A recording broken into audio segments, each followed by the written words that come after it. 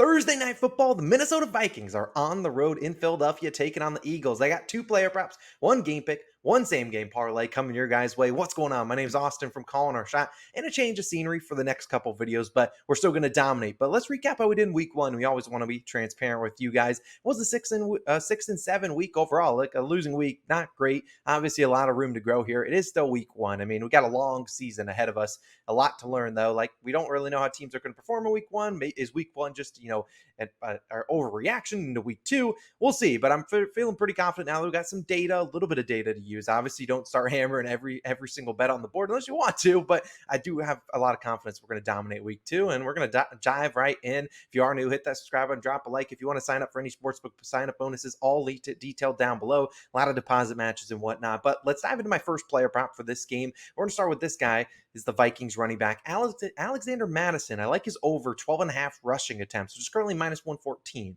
on FanDuel. Now, personally, wouldn't play this at 13.5. I'd probably play this up to about minus 130, and I don't really see it getting too juiced as the game comes on. But look, in week one, we saw the Vikings abandon the run. What did they do early? I mean, they threw it 44 times. We saw Kirk Cousins have nearly 250 passing yards by halftime, only 17 rush attempts. Look, very few teams in the NFL and just in general will win football games throwing the ball 72% of the time. That's just how it works. I mean, if you let the defense know, hey, we're going to throw it pretty much every single time, then you can just see the defenses sit back, wait for the pass, and just throw in their pass rushers instead of having their pass rushers have to stop the run. That's how you lose football games. And I expect them to try to run the football a little bit more. You flash back to last year against the Philadelphia Eagles. Sure, the Vikings were losing in that game. They threw the ball 46 times, only ran it 11 times. They abandoned the run early in that game, only 8 rushes by our running backs. And so coming off a loss, I expect them to go back to the run in this one. I don't care if they don't have a ton of success on the ground. I'm not betting Alexander Madison's over in rush yards, which was about 50.5.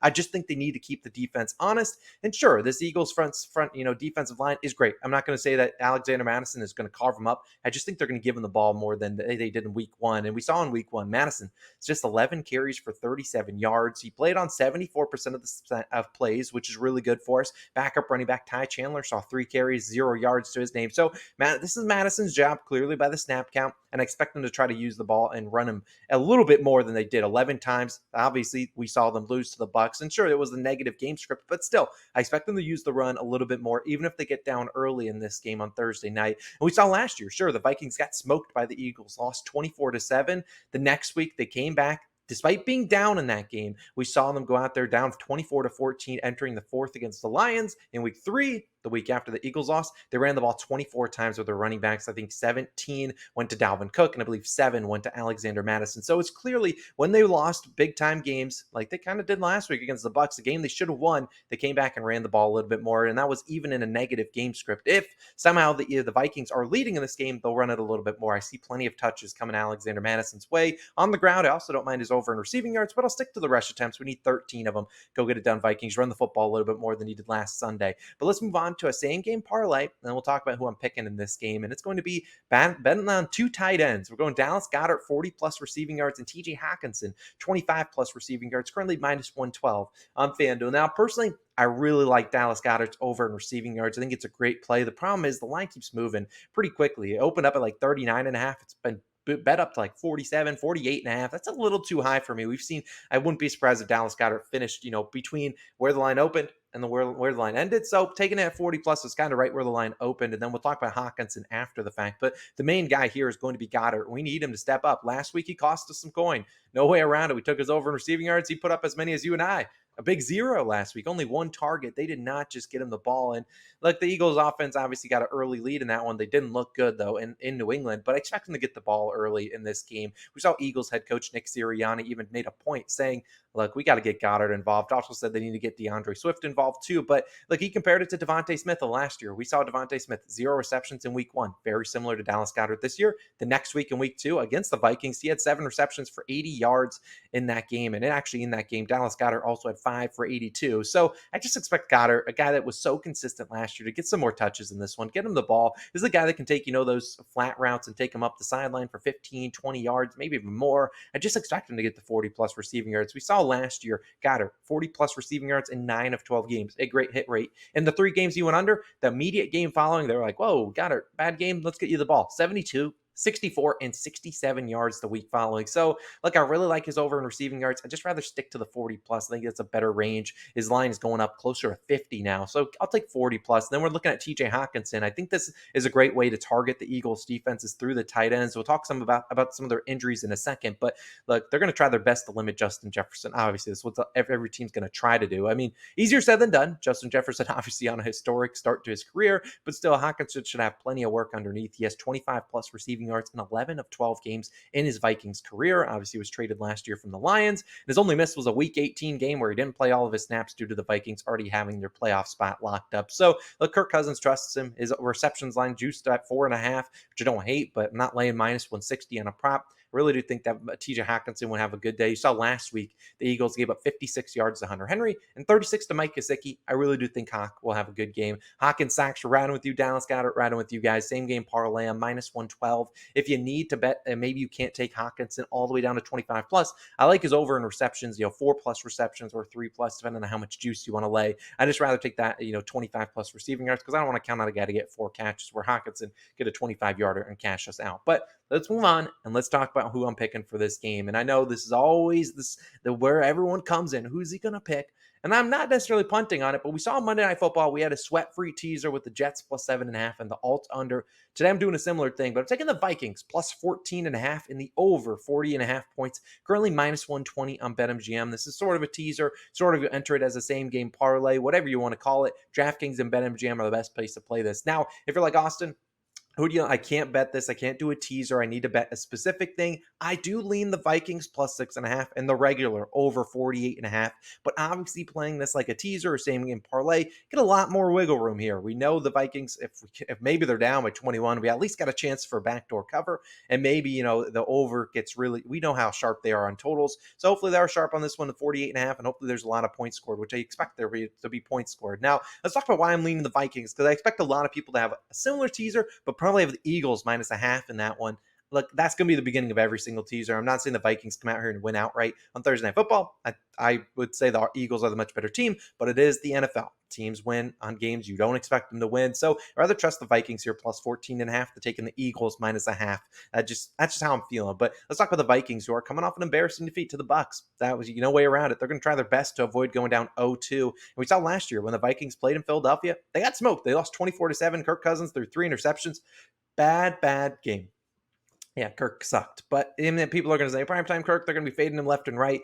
I think the Vikings can keep this one close. The Eagles did not look good last week. They got an early 16-0 lead thanks to, a pick six just a bad pick six off Kendrick, a bad throw by Mac Jones, and Ezekiel Elliott fumbled it in the red zone.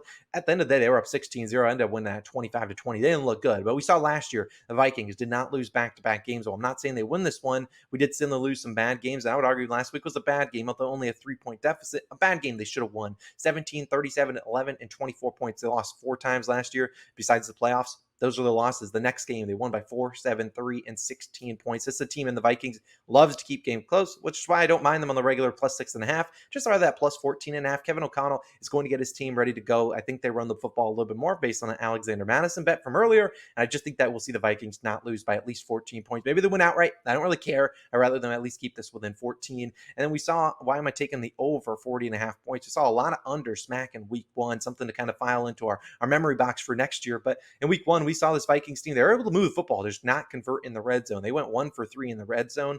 That's not good. They had 3 turnovers. The Eagles, on the other hand, their offense didn't look good. We're 1 for 2, but they did allow the Patriots 5 red zone possessions. Their defense wasn't great, and now the Eagles are dealing with a lot of defensive injuries. We got James Bradbury, the corner, likely not going to play. Reed Blankenship, safety, likely not going to play. Nakobe Dean is on IR. He's not playing. I expect the Eagles defense to struggle a little bit. I think the Vikings can move the football. Just got to convert a couple touchdowns to keep us in that plus 14.5. And on the other side, the Vikings defense, not a team I'm really scared about. Let the Buccaneers have some decent offensive drives, score 20 points in that one. So, look, we're rooting for points on Thursday Night Football and rooting for a close game. Who doesn't want that? Maybe probably Eagles fans, but either way, I like the Vikings plus 14.5 and the over 40.5 is like a same game parlay type teaser. That's what I'm rolling with for 1 unit. We're putting a unit on the player props as well. But now it is time for my same game parlay, we're actually taking advantage of FanDuel, which has a great promo where I think it's non-refundable. It's refundable. So if you lose, you get your money back. It's a no sweat same game parlay promo. You just have to have a parlay above plus 400 odds. If you want to use this as yours, go for it. I think we got a good chance here. Here are the legs I'm going with. Jalen Hurts, anytime touchdown. Kirk Cousins, 250 plus passing yards. TJ Hockenson, 40 plus receiving yards. We'll up him to 40 plus in that one. And then AJ Brown, 50 plus receiving yards. Currently plus 432 on FanDuel, getting over that plus 400 for that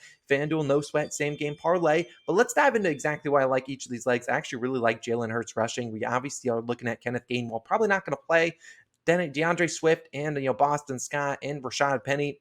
I don't love any of those guys at the goal line. I mean, maybe they get into the end zone. That could certainly happen. But Jalen Hurts had 2 rushing touchdowns versus the Vikings last year. Had plenty last year as well. I think he'd get into the end zone of rushing. Then Kirk Cousins, 250 plus passing yards. I think they're still going to throw it, even though they'll give it to Madison. I think you can attack this Eagles banged up secondary. So I think he throws a little bit more. I think TJ Hockenson has a good day, obviously, from earlier. I'll up him to 40 plus. And then AJ Brown, normally pretty consistent, getting to that 50. Don't love his regular over at like 73.5, but I think he get us 50 yards. So look, plus 432. I think it's a great one. We'll roll with it as our FanDuel no sweat same game parlay. But like I said, we are in a different change of scenery, actually in Hawaii, so a little bit different kind of background, but we'll be back home in a little bit under a week, and then we'll be dialed in back into the NFL. But all the picks, still research. We just have a different backdrop than normal, but let's have a great Thursday night. Let's go 3-0 on our official picks, cash the same game parlay. Let's overall just have a great Thursday, great start to our week too. I'll see you guys back again for some more NFL picks throughout the weekend. We'll have our NFL spread picks posted, I think, on Friday,